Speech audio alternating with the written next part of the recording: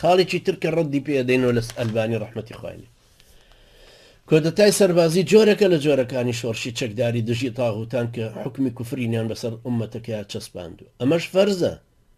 ئیتر چۆن شێخی ئەلبانی ڕەحمەتی خوای لێ بە فەرزی شەرعی بە بیدعی سەردەم وەسفەکە. کۆدەتای سەربازی داهێنانێکی نوێی ئەم زەمانە نییە وەکو ئەوە فەرمێ. نەخێر لە ژیانی پێغەمبەری خوایە صلی الله علیه وسلم ئەمە ڕووی داوە. کاتێک فەیروزی دەیلەمی خوا لێ ڕازی بە چەکدارانە چووە سەر ئەسوەدی عەنەسی کەذاب کە خۆی بە پێغەمبەری خوا دانابوو، خەڵکیشی زۆری لە خۆی کۆ کردووەوە، واتە ئەسوەدی عەنسی. فەیروزی دەیلەمی ڕەزا و ڕەحمەتی خوای لێبێ بە نهێنی گەیشتە ئەسوەد و کوشتی. پێشتر باسی ئەم ڕووداوەمان کردبوو کە ئیبن کەثیر ڕەحمەتی خوای لێبێ ڕیوایەتی کردووە لە البدایە والنهایە لە مجلدی شەشەم لە لاپەڕە 307ەوە باسی کردووە. ئیبن کەثیر ئەوەی هێنابوو بە تەفسیل کە چۆن ئەمانەوەکو مەفرەزە و ڕۆژتیشن و انقلابێکی عەسکەریشیان بەسەر ئەو تاغوتەیە کرد و ئەسوەدی عەنسییان کوشت و جەماعەتەکەشی هەمووی تەفرەقیان تێک. نمونەی تریش لە باسی بەیعەتە لەسەر ئەم حاڵەتە هەیە و هێنابوومانەوە پێشتر کە هەمووی شۆڕشی چەکدارانەیە و دژی حاکمی کافر و مرتد بووە ئەنجام دراون کە لەو 300 چاکەی سەلەفیشە ڕوویان داوە. هەمویان بە کۆدەتای سەربازیە چوێنرێن کەوابوو کە فەرموویەتی کۆدەتای سەربازی بیدعەیەکی داهێنراوی سەردەمە قسەیەکی تری بێ بەڵگەیەتی. هەوڵشی داوە بیشەرعێنێ بەوەی کە فەرموویەتی شۆڕشی چەکداری پێچەوانەی ئەو دەقە شەرعیانن کە فەرمانەدەن بە گۆڕینی ناخی خۆ، کە ئەو ئاەتەشی بە دوایە هێناوەتەوە کە بۆی نابێ بە دەلیل إن الله لا يغير ما بقوم حتى يغيروا ما بأنفسهم. بەڵێ بە تەئکید ئەمە گۆڕانکارێک لە ناخی خۆمانە پێویستە ببێ، گۆڕانکارێک لە واقعی خۆمانە پێویستە بێ. گۆڕانکارێکی ناخی خۆمان ئەوەیە کە ئیماندارەتی و لایەنی شەرعی و ئیعدادی ئیمانی و شەرعی بە تەواوی چاکین و غیرەت و جوامێریمان بجوڵە بۆ دینەکە و واقعی خۆمان بە سیفەتی ناو مسلمانانی ژوا بگۆڕین کە هێزی ئیمان و هێزی ڕیز و کۆمەڵکاری و هێزی چەکداریشمان ئەوەندە ببێ بتوانینەوە تاغوتانی پێلا بدەین و حاکمێکی مسلمان بخێنە شوێنی خۆی. کەوابوو ئەوە دیارە ئەو ویستێتی لاوەکی ئەم ئاەتە بکاتە بەڵگەی دید و هەڵوێستە بێ بەڵگەکەی خۆی. ئەمە جوان نییە، تیرەکەی چیغی کردو و پەڕی دەکەوتووە. شۆڕشی چەکداری کە جیهادە لە پێناوی خوایە ممارەسەکردنی بەشێکە لە گۆڕانکاری خۆمان، چونکە هەموو ئەو زەلیلی و بێدەسەڵاتی حاکم و مرتەدەکان بەسەر مسلمانانە هێناوە لەبەر نەمانی هێزی جیهادیانەی مسلمانەکان بووە کە ئەمیشیان لەبەر خۆشەویستی دنیا و بغزاندنی مردنیان بۆ وایان لێ بەسەر هاتووە. مسلمانان لەو بارودۆخیان قوتار نابن تا نەگەڕێنەوە سەر جیهادەکە. ئێمە خۆمان ئەم واقعەمان بینیوە لە بزوتنەوەی ئیسلامی کە دەسەڵاتە چەکداریەکەمان نەما ئەو کاتە زەلیل کەوتین. چێ وێرە ئەو کاتە ئەو قاف بگۆڕێ؟ ئەو قاف بەدەست مەلا محەممەدەوە بوو، مەلا محەممەدی کوڕی مامەسا مەلا عومەر.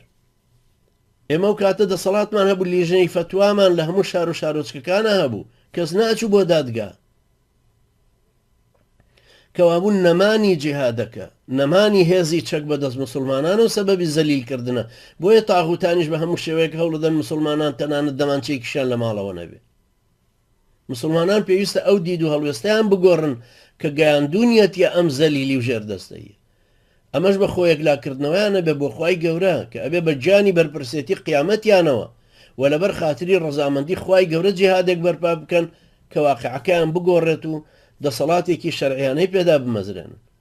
هەروەکو لەو دوو فەرمودەیە دەرەکەوێت کە سەوەبان و ئیبن عومەر خوا لەیان ڕازی بێ جێڕاوێنێتەوە. سەوەبان کە خزمەتکاری پێغەمبەری خوا بوو عەلەیهی سەڵات وسەلام ئەجێڕێتەوە کە پێغەمبەری خوا عەلەیهی سەڵات وسەلام فەرمووی. حەدیسەکە ئەبوو داود جێڕاوێتەوە، هەروەها ئەحمەد و ئەلبانی ڕەحمەتی خوای لێبێ لە سلسلەی ئەحادیسی صەحیحە ژمارە 658 داوەتێک کە زۆر جارمان هێناوەتەوە ئەفەرمێ يوشك أن تداعى عليكم الأمم للروايات تريا تتداعى عليكم الأمم من كل أفق كما تتداعى الأكلة على قصعتها. قلنا من قلة بنا يومئذ؟ قال لا، أنتم يومئذ كثير ولكنكم غثاء كغثاء السيل، ينزع الله المهابة من قلوب عدوكم ويجعل في قلوبكم الوهن. قيل وما الوهن؟ قال حب الحياة وكراهية الموت. الرواية كان طبعا بألفاظي تر لمنو بيستوتانا سبب كي هبوني الروايات جوازك جا رواية بدقك أبو داود جراومته جا رواية أوي إمام أحمد جراومته بلا مهمة ويتو بزاني كلا سلسلة أحاديث صحيحة هي و لوش الدنيا بلويك سندكي صحيح.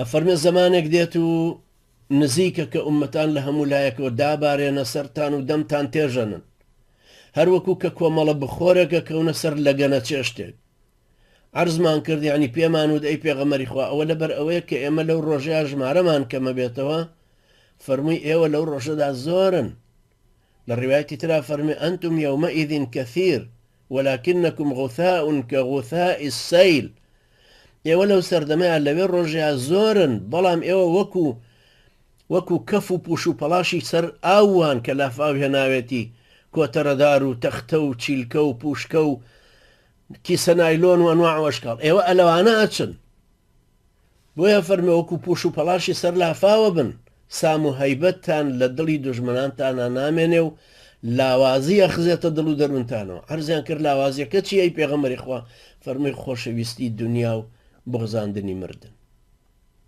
بە سەبەبی ئەم خۆشویستنی دنیایەیە کە ئەو خەڵکە مسلمانە لەو کوردستانە کە هەموو شوێنێکی شوێنی حربی عیساباتە شوێنی شەڕی پارتیزانیە ئەو شاخە سەختانەی 200 کەسی پێوە بێ بە 2000 کەسیش ناتوان نزیکیان بکەونەوە ئەو هەموو تۆپ و کیمیاوی وای کرد کە پێشمەرگەش تەنانەت دوای کیمیاویەکەش پێشمەرگە لەو ناوچانەیە هەر بمێنێت و بەڵام ئەوە مسلمانانەوە وا خۆیان زەلیل کردووە کە ناتوانن 50 کەس بچێتەوە ئەو شاخە و پێکەوە هاوکاری بکەن و 1000 کەسی یارمەتی دەریان بێ لە شارەکان